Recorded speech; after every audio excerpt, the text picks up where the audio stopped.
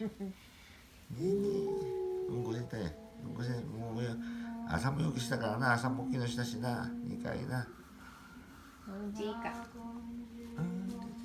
食べてないもんな。やる。食べてないよ。このうんこ出へんって。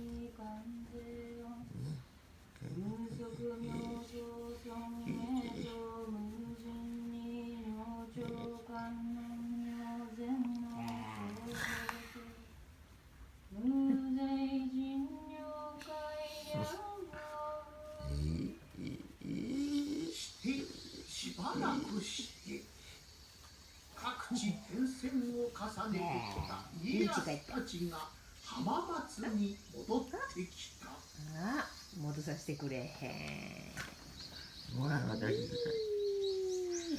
もうだって痛いからね。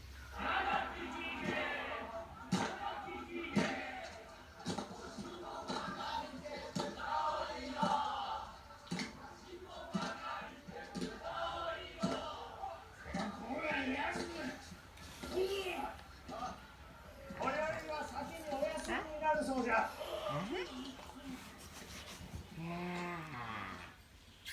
ーやーやーやーやーどうしたうわお役目ご苦労様にございました。万千代、ーわい急ぎ殿の寝所へ。退屈やな退屈やな寝所に退屈です外に参るな。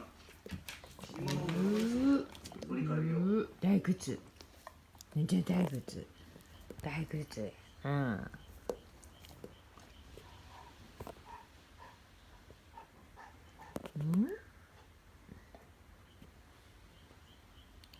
どうしたどうした満腹。お散歩行きたいなこれは